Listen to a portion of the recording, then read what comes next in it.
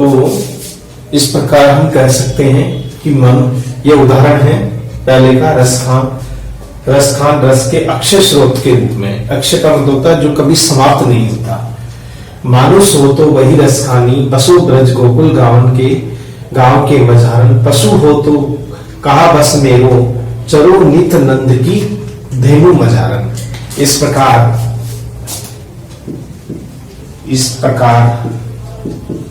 इस पंक्ति में रसखान ने अपने आराध्य के प्रति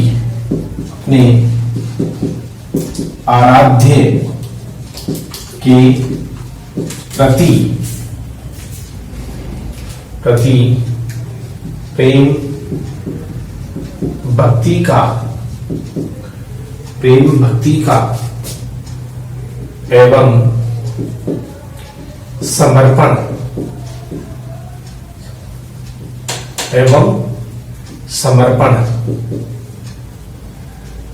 का उल्लेख किया है।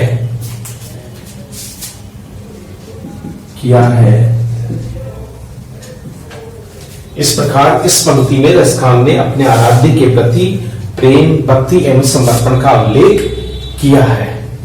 यानी इसमें प्रेम भी है, भक्ति भी है और समर्पण भावना भी है। तीनों का समागम इस रूप में हम देख सकते हैं। तो किस रूप में कृष्ण भक्ति को प्राथमिकता दी गई है यह हम बताएंगे। तो पहला ही हमारा बिंदु चल रहा है, उसी के ऊपर विचार किस तरह से कवि रसखान ने अपने विचारों को गति की है, अपने विचारों को व्यक्त किया है, वो हम इस रूप में देख सकते हैं।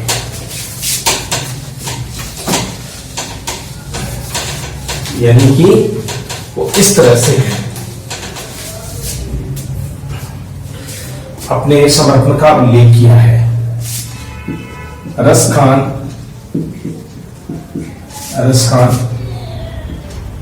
कृष्ण के प्रति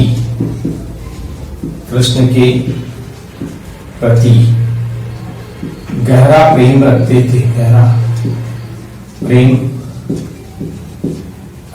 थे। रसखान कृष्ण के प्रति गहरा प्रेम रखते थे। कृष्ण की प्रत्येक वस्तु से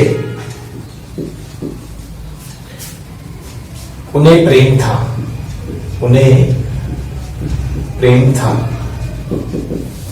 कृष्ण की प्रत्येक वस्तु से उन्हें प्रेम था।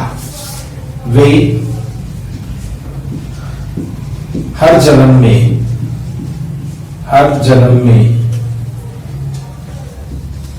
कृष्ण की भक्ति को ही अपनाना चाहते थे। अपनाना चाहते थे। इसलिए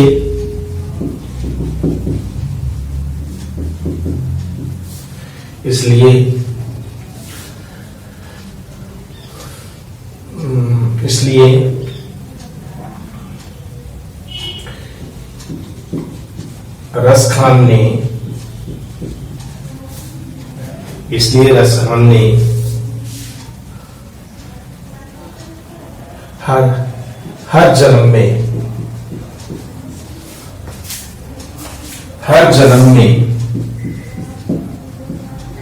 हर जन्म में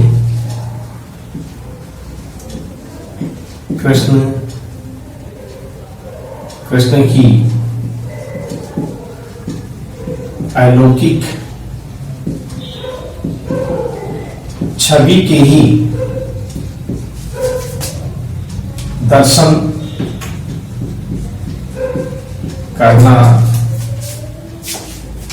चाहते हैं।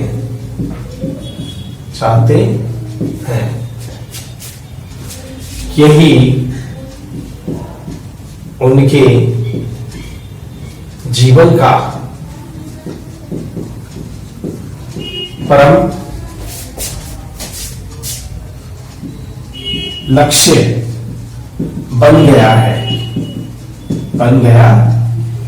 है। तो मानुष हो तो वही रसखानी, बसो ब्रज गोकुल के गांव के ग्वारन, पशु हो तो का बस मेरो, चलो नित नित नंद धेनु मझारन। इस प्रकार इन पंक्तियों में या इस पंक्ति में रसखान ने अपने आराध्य के प्रति प्रेम, भक्ति एवं समर्पण का उल्लेख किया है। रसखान कृष्ण के प्रति गहरा प्रेम रखते थे। कृष्ण की प्रत्येक वस्तु से उन्हें प्रेम था। वे हर जन्म में कृष्ण की भक्ति को अपनाना चाहते थे। इसलिए रसखान ने हर जन्म में कृष्ण की अलौकिक छवि के ही दर्शन करना चाहते हैं। यही उनके जीवन का परम लक्ष्य बन गया है। तो इस प्रकार हमारा जो मुख्य एक बिंदु था, जिसमें कवि रसखान ने इस प्रकार से भक्ति के उस रूप को, यानी अक्षय स्रोत के रूप में भक्ति के रूप को स्वीकार किया। यानी कभी समाप्त नहीं होता वो भक्ति का रूप। माधुरी भक्ति को सर्वाधिक महत्व उन्होंने दिया। जीवन परम लक्ष्य बन गया है। तो इस प्रकार अब देखिए, इसमें ये जो है सवैया है, इसमें जो है सवैया में लगभग 22 मात्राएं हैं। 1 2 3 यानी 1 1 2 3 4 5 6 7 8 9 10 11 12 13 14 16 17 18 19 20 21 22 23 24, अर्थात 22 से लेकर के जहां कहीं भी 26 वर्ण तक आए वहां सवैया होगा। तो ये जो छंद है वो सवैया छंद है। तो ये उदाहरण में जो दिखाया गया है, मानुष हो तो वही रसखानी, वो सवैया छंद का ही उल्लेख उसमें किया गया है। तो इस प्रकार से कृष्ण की भक्ति का ये जो रूप है वो हम इस रूप में देख सकते हैं। दूसरा हमारा है बिंदु, वो है रसखान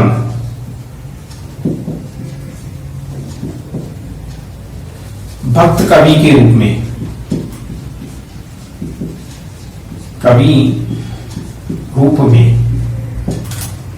रसखान भक्त कवि के रूप में, यह हमारा, हम इस दूसरे के बारे में पढ़ेंगे।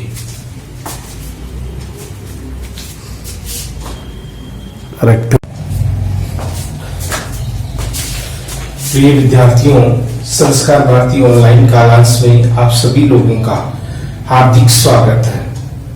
प्रिय विद्यार्थियों, आज हम बीए पार्ट फर्स्ट की हमारे जो कवि हैं रसखान, उन रसखान के संबंध में पढ़ेंगे।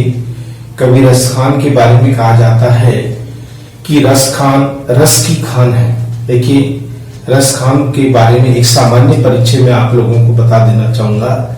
रसखान का जन्म 1548 ईस्वी में हुआ और उनका वे जाति से मुस्लिम थे या पठान थे। बचपन में इनका नाम था सैयद इब्राहिम। सैयद इब्राहिम के नाम से रसखान को जाना जाता है। और रसखान प्रेम और भक्ति के कवि के रूप में भी जाने जाते हैं। कृष्ण के प्रति इनका गहरा अनुराग रहा है। इन्होंने साहित्य में 3 मूल रूप से रचनाएं लिखी है जो मूल रूप से देखी जा सकती है। एक तो सुजान रसखान, एक प्रेम वाटिका और तीसरी है दान लीला। इन तीनों रचनाओं को के लिए हम कह सकते हैं कि उसमें कृष्ण भक्ति का ही रूप पूरी तरह से समाया हुआ है। कृष्ण भक्ति को ही उन्होंने महत्व दिया है। सुजान जो कृष्ण के प्रति अनुराग रखते थे, तो हम ये कह सकते हैं कि वो सुजान नाम की एक वेश्या से प्रेम करते थे। जैसे कि गणानंद की नायिका भी सुजान थी। लेकिन हमारे यहाँ पर कृष्ण भक्त कवि रसखान के संबंध में भी ये कहा जाता है कि सुजान नामक वेश्या का जो प्रेम है लौकिक प्रेम था, लेकिन बाद में यही प्रेम बाद में अलौकिक रूप में यानी कृष्ण भक्ति के रूप में जाकर के प्रणीत हो जाता है, बदल जाता है। तो वो कृष्ण की प्रत्येक अंग प्रत्यंग, प्रत्येक वस्तु के प्रति अपना गहरा लगाव और गहरी निष्ठा का भाव रखते हैं। कवि रस की खान है। उनके काव्य में भक्ति, श्रृंगार, प्रेम, वियोग, इन सभी दशाओं का मार्मिक और गुण रूप से इसका चित्रण किया गया है। इनकी जो रचनाएं हैं वो मूल रूप से 3 छंदों पर आधारित है। सवैया, कवित्व और दोहा, ये तीनों ही छंदों का प्रयोग इन्होंने अपने काव्य में किया है। देखिए, जो कवित्व छंद है उस छंद की विशेषता है कि इसमें कुल 31 वर्ण होते हैं, 16 और 15 पर यति होती है, यानी रुकना पड़ता है। इनसे मिलकर के जो कवित्व बनता है या काव्य बनता है वो कवित्व के रूप में जाना जाता है। यानी 31 वर्ण, 16 और 15 पर यति, तो वो कवित्व छंद होगा। ये वर्णात्मक छंद है, वर्ण को महत्व दिया जाता है। दूसरा इन्होंने अपनाया है सवैया। सवैया की ये विशेषता है कि सवैया में 22 से लेकर के 26 वर्ण होते हैं और यही इसकी विशेषता है, वो सवैया छंद है। 22 से लेकर के और 26 जो वर्ण हैं वो पंक्तियों में आते हैं। एक पंक्ति में जितने हैं, पूरी एक पंक्ति है तो उसमें कितने वर्ण होने चाहिए? 22 से कम नहीं, तो वो किसमें आएगा? सवैये में। 22 से 23 भी हो सकता है, 24 भी हो सकता है, 25 भी हो सकता है और 26 भी। ये जितने भी वर्ण आएंगे सब सवैया छंद के अंतर्गत आएंगे। तो जो दोहा है, ये दोहे की भी अपनी एक विशेषता होती है कि इसमें ये दोहा जो छंद है ये एक मात्रिक छंद कहलाता है, जिसमें मात्राओं की गणना की जाती है। 11 और 13 यानी कि कुल 24 इसमें मात्राएं होती है। 11 13 और 13 11 का संगम होता है। 24 मात्राओं से मिलकर के दोहा छंद की रचना की जाती है। तो इस प्रकार इन्हीं तीनों काव्य कलाओं के अंतर्गत ही कवि रसखान ने अपने काव्य की रचना की है। कवि रस की खान इसलिए कहा जाता है कि ये मुस्लिम होते हुए भी इन्होंने कृष्ण भक्ति के प्रति ऐसा अनुराग, ऐसा राग, ऐसी जो संवेदनाएं, ऐसी जो भावनाएं प्रकट की है। मानुष हो तो वही रसखानी, तो मनुष्य यानी मनुष्य के रूप में भी अगर उनको अगला जन्म मिलता है तो वह कभी रसखान ही बनना चाहता। इतना अनुराग उनको कृष्ण भक्ति के प्रति रहा है। और इस तरह से हर चीज में रसखान की जो रचनाएं हैं, यानी कि हम ये कह सकते हैं कि जिस तरह से मीरा की भक्ति माधुर्य भाव की थी, उसी प्रकार से रसखान की भक्ति भी माधुर्य भाव की ही भक्ति रही है। इसका मूल कारण है कि कृष्ण के प्रति वो गहरा अनुराग रखते थे, गहरा प्रेम रखते थे, यहां तक कि वो स्वयं कृष्ण का रूप भी मानते हैं और स्वयं को राधा का रूप भी मानते हैं। तो दोनों का समागम रूप स्वयं में वो चित्रित या देखते हैं, तो वो कृष्णमयी हो गए अपने आप में। और उसी कृष्ण के रूप में राधा भी है और कृष्ण भी है, तो इसलिए वहां माधुर्य भाव की अनुभूति हुई है, यह हम कह सकते हैं। तो इस तरह से रसखान की कविता या काव्य की जो विशेषताएं हैं, अब हम इस प्रश्न को परीक्षाओं की दृष्टि से उपयोगिता मानते हुए हम इसको हल करेंगे। रसखान रस की खान है, इस कथन की समीक्षा कीजिए। यह हमारे अक्सर परीक्षाओं में पूछा जाता है, या रसखान की भक्ति भावना पर प्रकाश डालिए। तो हमें सबसे पहले यह है जिसमें सारी जो उनकी विशेषताएं हैं, वो समस्त विशेषताओं का उल्लेख रसखान की इस प्रश्न में हम देख सकते हैं। तो सबसे पहले हम शुरू करते हैं कवि रसखान के संबंध में एक थोड़ा सा परिचय, और उसके बाद में हमारी रसखान रस की खान है इस प्रश्न पर हम आएंगे। तो सबसे पहले आरंभ करते हैं प्रश्न का आरंभ।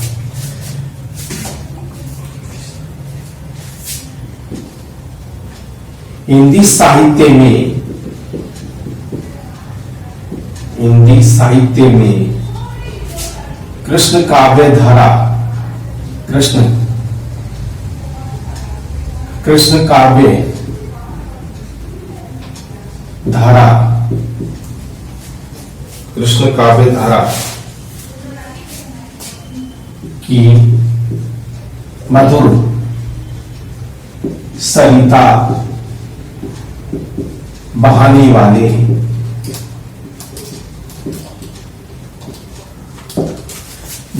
वाले सौंदर्य के पार की हम लिख सकते हैं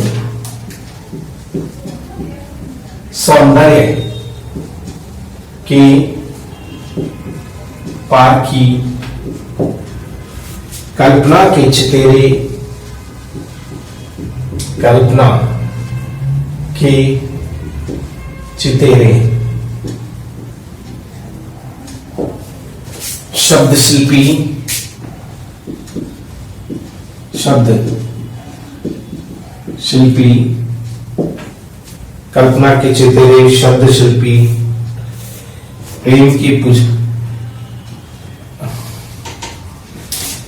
कृष्ण भक्त की, कृष्ण की परम भक्त एवं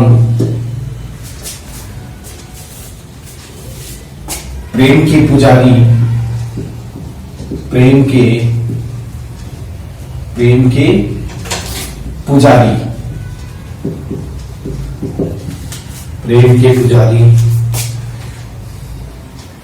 लौकिक प्रेम को, लौकिक प्रेम को अलौकिक रूप में, अलौकिक, लौकिक प्रेम को अलौकिक रूप में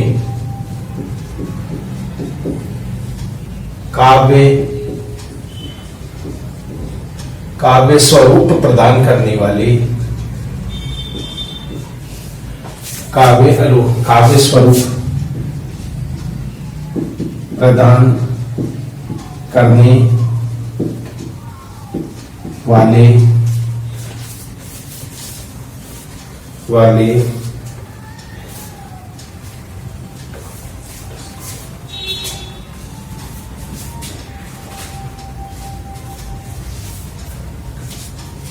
यानी लौकिक प्रेम को अलौकिक रूप की काव्य रूप प्रदान करने वाले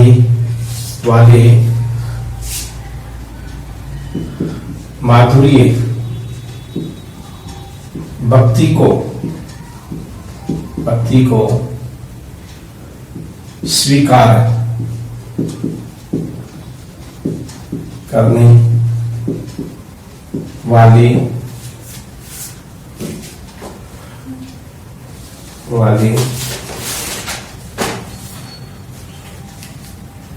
तो इस तरह से ये हम कह सकते हैं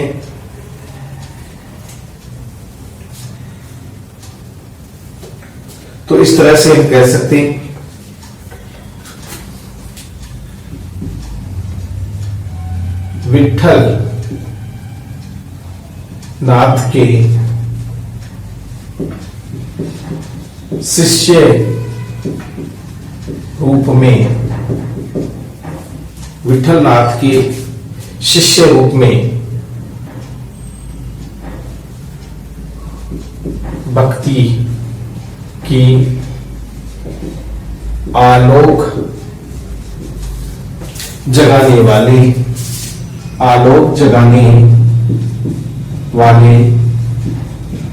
तो इस तरह से भक्ति की आलोक जगाने वाले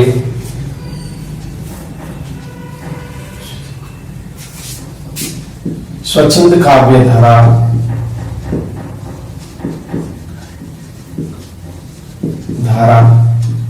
को प्रस्तुत करने वाले, स्वच्छंद काव्य धारा को प्रस्तुत करने वाले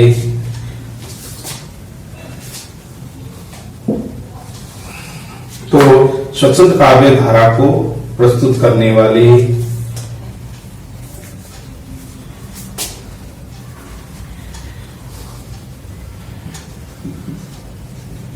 ब्रज भाषा को साहित्य में पहचान प्रदान करने वाले, ब्रज भाषा को साहित्य में पहचान प्रदान करने वाले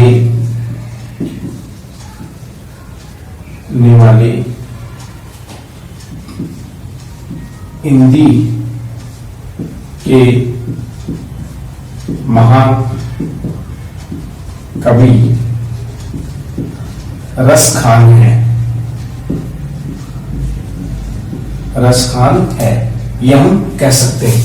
तो इस तरह से हम ये कह सकते हैं कि हिंदी साहित्य में कृष्ण काव्य धारा की मधुर सरिता बहाने वाले, सौंदर्य के पारखी, कल्पना के चितेरे, शब्द शिल्पी कृष्ण के परम भक्त, प्रेम की पुजारी, लौकिक प्रेम को अलौकिक रूप में काव्य स्वरूप प्रदान करने वाले, माधुरी भक्ति को स्वीकार करने वाले, विठलनाथ के शिष्य रूप में भक्ति की आलोक जगाने वाले, स्वच्छंद काव्य धारा को प्रस्तुत करने वाले, ब्रज भाषा को साहित्य में पहचान प्रदान करने वाले हिंदी के महान कवि रसखान है। यह हम रसखान के लिए लिख सकते हैं। वल्लभाचार्य के पुत्र जो था विठलनाथ, उनके वो शिष्य थे, जिनसे उन्होंने, सूर ने तो वल्लभाचार्य जी से ग्रहण की और रसखान ने विठलनाथ यानी वल्लभाचार्य के पुत्र विठलनाथ से यह शिक्षा ग्रहण की थी, यानी कि यह रसखान है। अब हम लिख सकते हैं हिंदी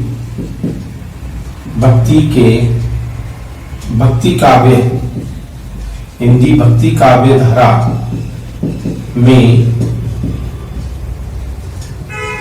कृष्ण काव्य धारा में अपनी विशिष्ट पहचान रखने वाले, अपनी विशिष्ट पहचान रखने वाले, अपनी हिंदी भक्ति काव्य धारा में अपनी हिंदी भक्ति काव्य धारा में कृष्ण काव्य धारा में हिंदी भक्ति काव्य धारा के कृष्ण काव्य धारा में अपनी विशिष्ट पहचान रखने वाले भक्त कवियों में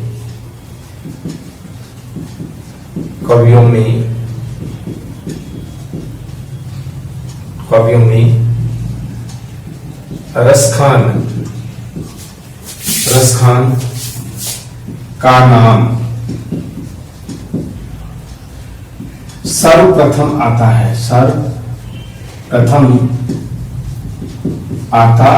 है। ये हम कह सकते हैं हिंदी काव्य धारा के कृष्ण काव्य धारा में अपनी विशिष्ट पहचान रखने वाले भक्त कवियों में रसखान का नाम सर्वप्रथम आता है। रसखान मुस्लिम होते हुए भी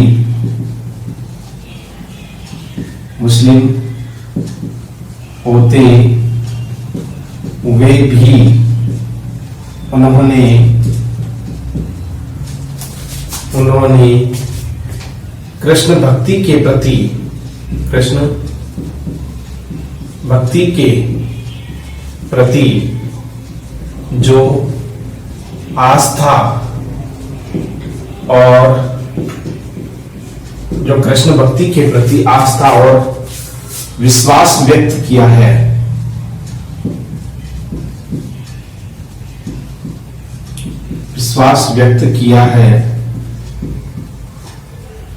उनमें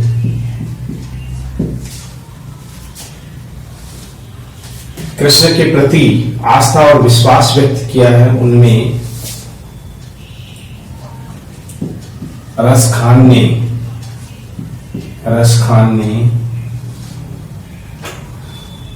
विश्वास व्यक्त किया, उनमें रसखान ने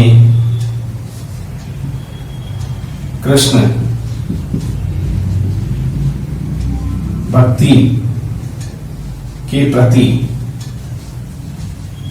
जो आत्मसमर्पण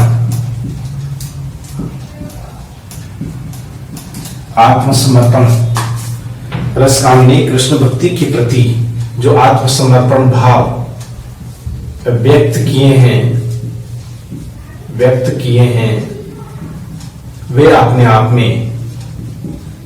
वे अपने आप में आत्मसमर्पण भाव व्यक्त किए में अपने आप में विशिष्ट है।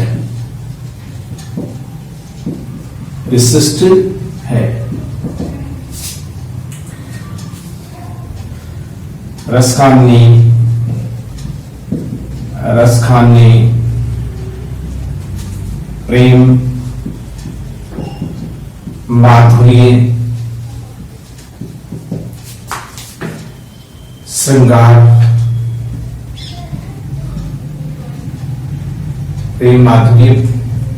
श्रृंगार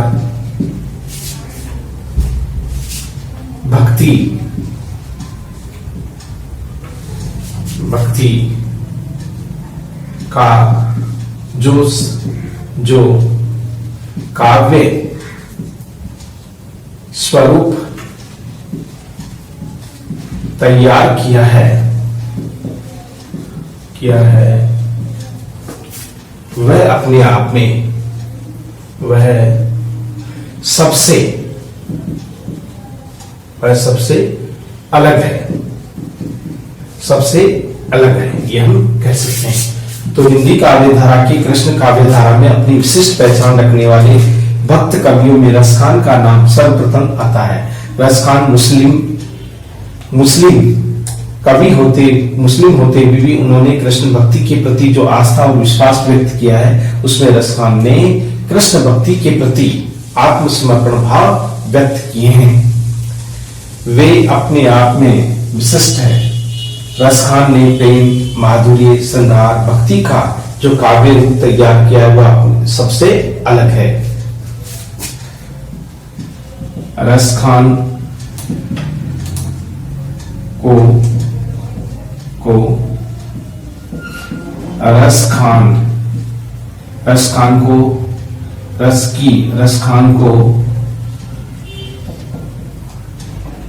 रस की खान कहा जाता है।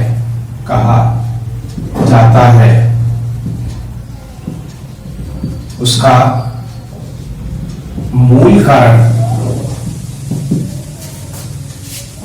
उनके काव्य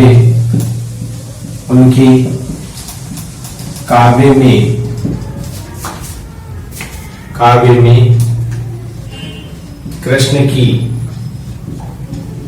भक्ति का जो रस प्रवाहित हुआ है, कृष्ण की भक्ति का जो रस प्रवाहित हुआ है उसे ग्रहण कर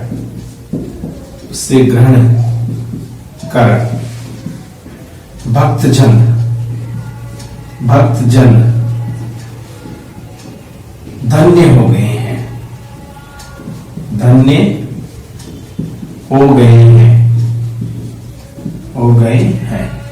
काव्य यानी सबसे अलग है। रसखान को रस की खान कहा जाता है। इसका मूल कारण उनके काव्य में कृष्ण की भक्ति का जो रस प्रभावित हुआ है उसे ग्रहण कर भक्तजन धन्य हो गए हैं। रसखान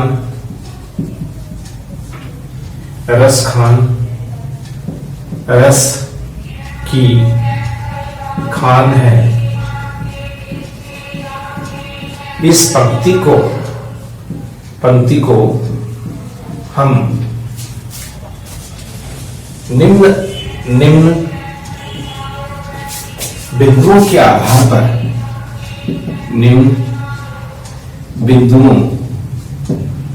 के आधार पर परख सकते हैं। परख सकते हैं। तो रस की खान है। इस पंक्ति को हम निम्न बिंदुओं के आधार पर परख सकते हैं या बता सकते हैं कि रस खान किस तरह से रस की खान है। रस खान की कौन सी ऐसी काव्यगत विशेषताएं हैं जो हमें देखने को मिलती है। तो पहले हम लिखते हैं रस खान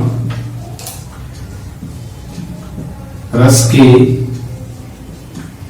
अक्षय स्रोत रूप में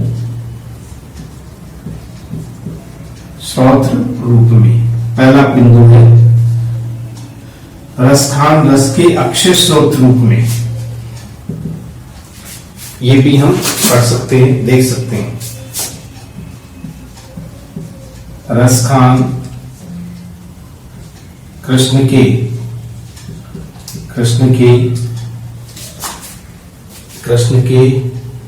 अनन्य उपासक माने गए हैं। रस खान कृष्ण के अनन्य उपासक माने गए हैं। रस खान ने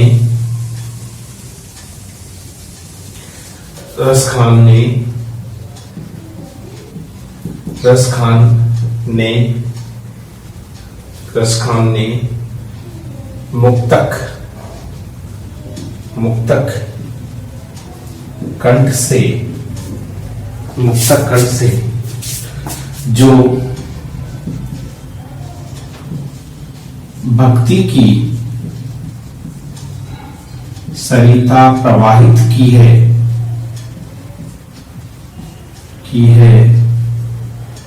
वह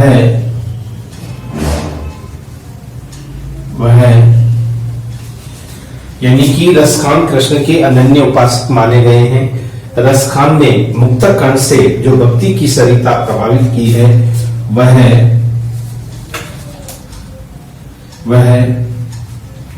अद्वितीय है।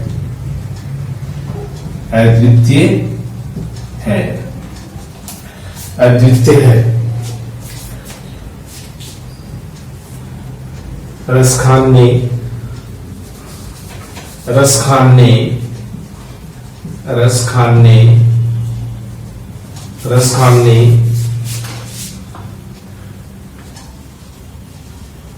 कृष्ण की भक्ति को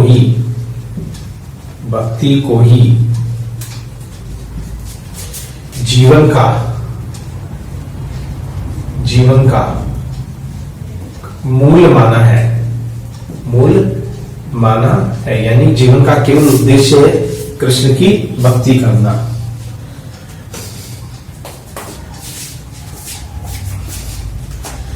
यानी रसखान की भक्ति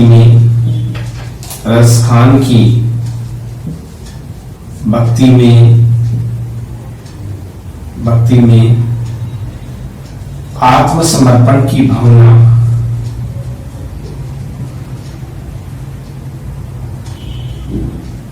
आत्मसमर्पण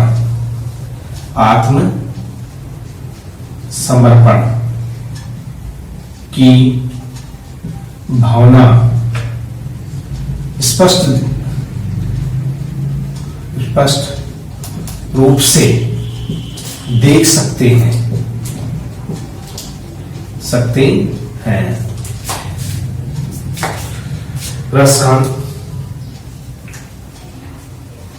रसखान के काव्य में श्रृंगार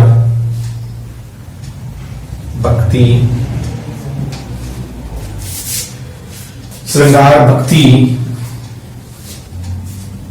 करुणा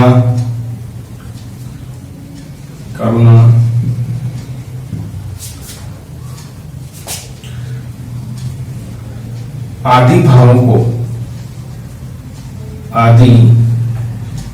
को प्राथमिकता दी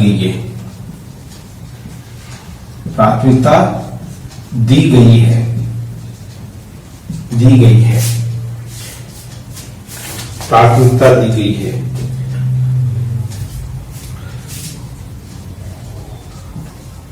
रस खान ने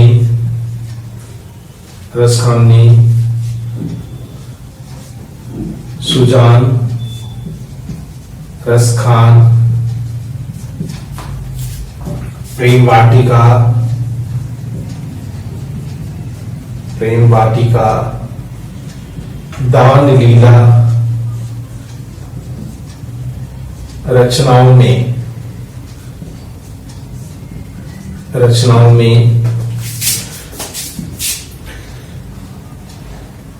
रस का रस की सरिता को प्रवाहित कर भक्त कवि का स्थान प्राप्त किया है, ये हम कह सकते हैं। तो इस तरह से देखिए क्या कहते हैं, रसखान कृष्ण के अनन्य उपासक माने गए हैं। रसखान ने मुक्त कंठ से जो भक्ति की सरिता प्रवाहित की है वह अद्वितीय है। रसखान ने कृष्ण की भक्ति को ही जीवन का मूल माना है। रसखान की भक्ति में आत्मसमर्पण की भावना स्पष्ट रूप से देख सकते हैं। रसखान के काव्य में श्रृंगार, भक्ति, करुणा आदि के भावों को प्राथमिकता दी गई है। रसखान ने सुजान, रसखान, प्रेम वाटिका, दान लीला रचनाओं में रस की सरिता को प्रभावित कर भक्त कवि का स्थान प्राप्त किया है या स्थान बनाया है। यानी कि समस्त भावों का, यानी रसखान ने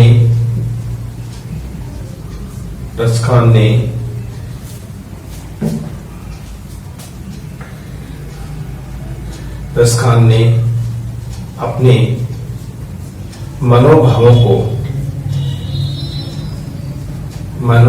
को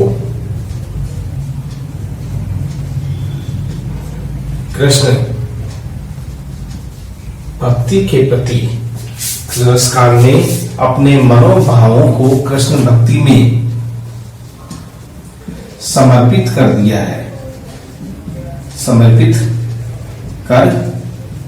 दिया है, ये हम कह सकते हैं कि किस तरह से। तो ये हमारा मुख्य बिंदु है। अब इसका हम उदाहरण देखेंगे। उदाहरण है तो उदाहरण ऊपर लिख देते हैं कि किस तरह से कृष्ण भक्त कवियों में रसखान का नाम सर्वोपरि है या महत्वपूर्ण है, इसके बारे में हम पढ़ रहे हैं।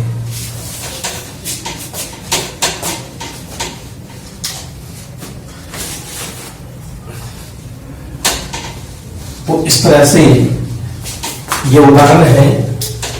मानुष हो तो वही रसखानी जो कृष्ण यानी कि भक्ति का परिचय देता है। तो हमारा उदाहरण है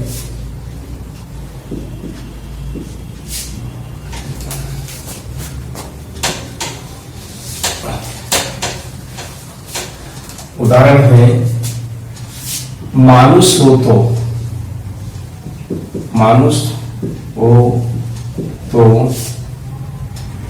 वही रसखानी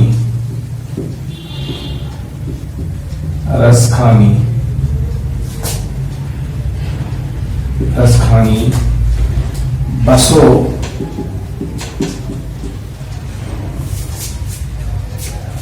मानुष हो तो वही रसखानी बसो ब्रज गोकुल गांव के गवारन पशु हो तो कहा बस मेरो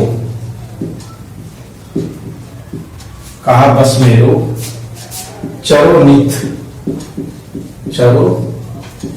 नित नंद नंद की धेनु,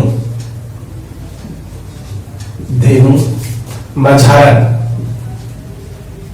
मझारन, मझारन का मतलब होता है बीच में। तो इस तरह से मनुष्य के जीवन में यदि मनुष्य रूप मिलता है कृष्ण को, तो वह केवल गोकुल ग्राम में बसने वाले गोकुल एक ग्वाले के रूप में ही उस जीवन को सार्थक बना देना चाहते हैं।